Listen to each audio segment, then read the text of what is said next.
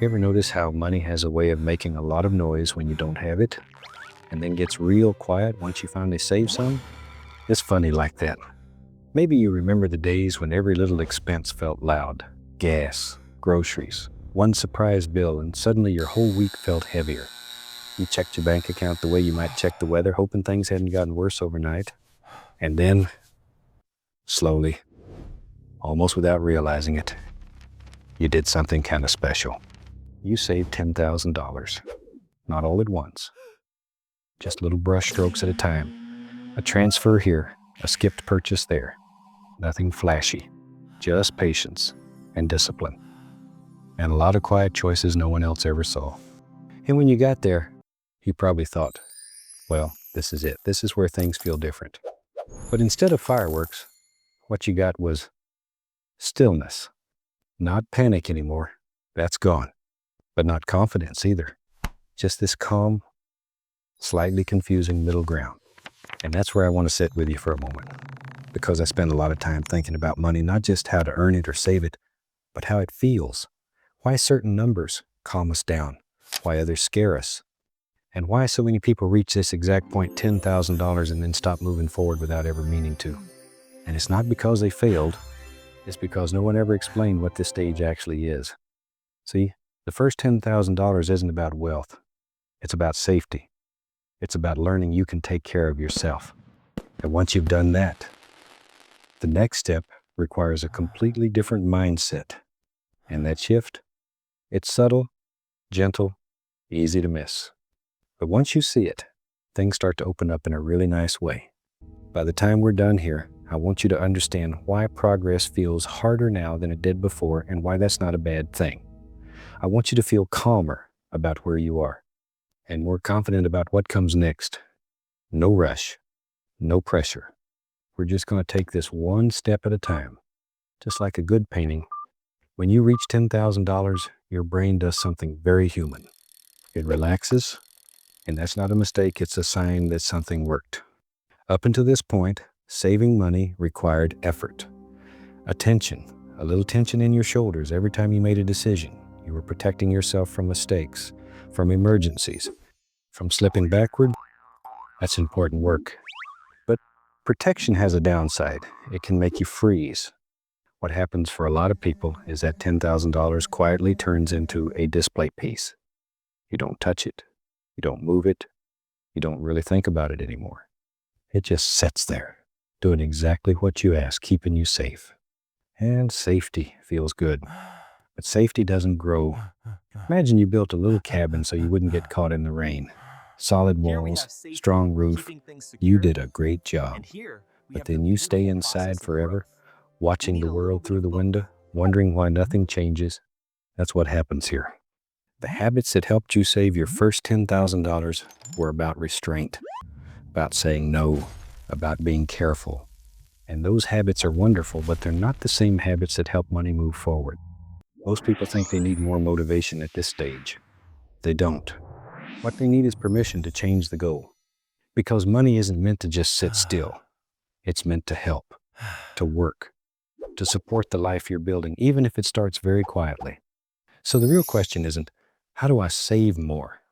It's, what do I want this money to do for me next? And that's a gentler question than it sounds. You don't need all the answers today. You just need to stop treating $10,000 like the finish line and start seeing it as the place where the trail opens up. No big leaps yet, just a little forward motion. There's a funny thing about early progress. It feels exciting while it's happening, but a little confusing once it slows down. When you were working toward that first $10,000, everything felt clear. You had a direction, a purpose. Each dollar saved felt like a small victory. You could see the change happening. But after you reach it, the feedback loop disappears. Your bank balance doesn't jump the way it used to. The progress feels slower, less dramatic. And without realizing it, you start asking yourself questions that sound reasonable but carry a lot of weight. Shouldn't this feel easier by now? Why doesn't this feel like success? Am I missing something? And that's usually when motivation quietly steps out of the room. Not in a dramatic way. It doesn't slam the door. It just fades. Like a radio station losing signal the farther you drive. And here's the part I want you to hear clearly. Nothing is going wrong. What's happening is that your brain has switched modes. Before, you were chasing relief. Now, you're facing ambiguity. Relief is simple. You either have it or you don't. Ambiguity, on the other hand, is open-ended. There's no clear finish line, no obvious next milestone. Just a wide, open space where you're expected to decide what matters. And humans don't love that. We like certainty. We like knowing where we're going. When that disappears, even temporarily, it can feel like standing in the middle of a blank canvas wondering where the first stroke should go. So what do most people do? They stall. They keep doing what feels responsible, holding cash, avoiding risk, waiting for clarity to magically appear. They tell themselves they're being patient when really they're just unsure. And sometimes comparison sneaks in. You see someone talking about investing or real estate or hitting $100K, and suddenly your $10,000 feels small, inadequate, like you're behind. But comparison doesn't motivate, it confuses, because you're looking at someone else's finished painting while still standing in front of your blank canvas. Of course it feels discouraging. The truth is, this stage isn't about speed. It's about direction. You don't need more discipline right now. You already proved you have that. What you need is a new reason to move forward, one that's calmer and more intentional than fear ever was. Instead of asking, how fast can I grow this? Try asking, what would make future me feel a little lighter? That question changes everything. Maybe it's investing consistently, even in small amounts. Maybe it's setting a new, quiet milestone, like $25,000, not because it sounds impressive, but because it gives you a horizon to walk toward. Progress doesn't need to be dramatic to be real. Sometimes it's just deciding to take one gentle step instead of standing still because you don't know where the whole path leads. And that's enough. There's another reason people stall here, and it's one they almost never talk about. It's comfort. $10,000 is often the first time money stops feeling like an emergency and starts feeling like a cushion. You can breathe a little easier, sleep a little better, say no to things you used to tolerate. And comfort is very persuasive. It whispers things like, you're okay now. Don't rock the boat. Just enjoy this for a while. And again, none of that is wrong. But comfort has a quiet downside. It lowers urgency without replacing it with purpose. Before, urgency came from fear, bills, stress, uncertainty. Now that those are quieter, something else needs to take their place, or forward motion slows to a crawl. This is where an invisible ceiling forms. Not a financial one, a mental one. You start subconsciously protecting your current situation instead of building towards something new.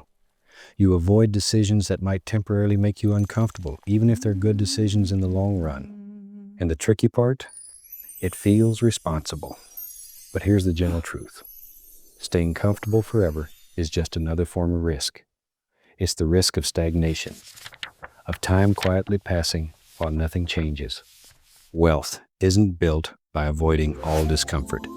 It's built by choosing intentional discomfort, small, thoughtful challenges that move you forward without overwhelming you. That might mean learning something new about investing, or automating contributions so you don't rely on motivation, or simply deciding that your money is allowed to do more than just sit still. You don't have to leap. You just have to lean forward a little, because the goal isn't to feel uncomfortable forever. The goal is to grow into a new level of comfort, one that supports a bigger, calmer life later on. At some point, usually right around now, saving stops being the main skill you need. Not because saving isn't important. It is. It always will be. But because you've already learned it. You know how to delay gratification. You know how to make thoughtful choices. You've proven that to yourself. So continuing to focus only on saving is a bit like practicing the same brushstroke over and over, even though you already know how to make it. What comes next is quieter and a little more uncomfortable. You start asking, what is this money for? And that question can feel heavy at first. Because up until now, the answer was simple: safety, peace of mind, a buffer between you and chaos. But now that buffer exists. So instead of guarding the money like it's fragile, this is where you slowly begin to give it a role, a purpose. something gentle but intentional. Money without a job tends to just sit there. And when it sits too long, it starts to feel sacred, untouchable. And that's when fear sneaks back in. Not fear of having nothing, but fear of making the wrong move.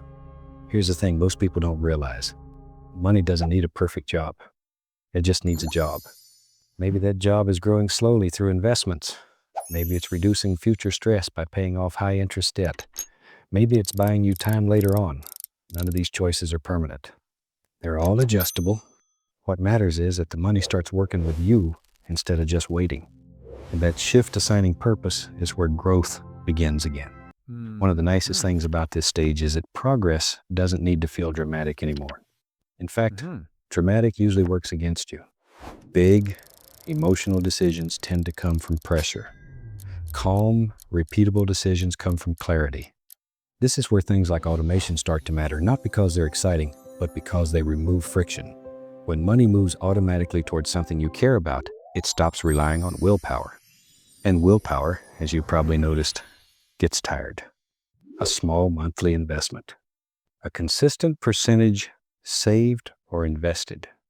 A quiet rule you follow without renegotiating every time. These are the kinds of decisions that don't feel impressive in the moment, but over time, they change everything. It's like planting trees. The first few years, nothing much seems to happen. But underground, roots are forming. Strength is building. And one day, you look up and realize there's shade where there used to be nothing. That's how wealth actually grows. Not through constant effort, but through systems that keep working even when you're not thinking about them. There's a temptation at this stage to hurry, to make up for lost time, to push harder now that you finally have some breathing room. But rushing is rarely kind to you. Instead of asking, how fast can I get to the next number? Try asking, what would make this sustainable for the next 10 years? That question changes the pace and the outcome. Because the goal isn't to impress anyone. It's to build a life that feels steady. A future where money supports your choices instead of controlling them. You don't need to get everything right today. You just need to keep showing up calmly and consistently. A little movement is enough. Progress doesn't need to shout. It just needs to continue. Real confidence with money is surprisingly quiet. It doesn't announce itself. It doesn't show up as big purchases or bold statements. Most of the time, you can't even see it from the outside. It shows up in smaller moments, like not panicking when something unexpected happens, like not feeling the need to explain your choices to anyone, like making a decision and not replaying it in your head all night. That kind of confidence doesn't come from having a certain number in your account. It comes from understanding your system, knowing where your money is going, why it's going there, and trusting that it's doing its job. At this stage, confidence grows when you stop treating money like something fragile and start treating it like something familiar. Not casual, not careless, just familiar. You know how to handle it. You know how to adjust when things change. You know that one decision won't undo everything you've built. That's a big shift, because earlier on, every choice felt like it mattered too much. One mistake could send you backward. Now, mistakes become smaller, recoverable, part of the process instead of something to fear. And that's when money starts to feel less like a test and more like a tool. Comparison is tricky, especially here. You're no longer struggling, but you're not there yet either. So when you look around, it's easy to feel behind.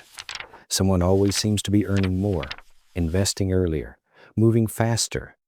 But comparison only works when the paths are the same, and they never are. Different incomes, different responsibilities, different starting points, different definitions of what a good life even looks like. Comparing your progress to someone else's highlight reel is like judging your painting against someone else's finished canvas. You don't see the drafts, the do-overs, the parts they painted over. What actually matters now is alignment. Does your money support the kind of life you want to live? Does it reduce stress instead of creating it? Does it move you forward, even slowly? If the answer is yes, you're doing better than you think. Growth doesn't need to be competitive. It needs to be consistent. And once you stop measuring yourself against others, something nice happens. You start hearing your own instincts again. This stage of money isn't about chasing the next big milestone just to say you hit it. It's about building something that lasts. That means thinking in longer time frames, years instead of months, direction instead of speed.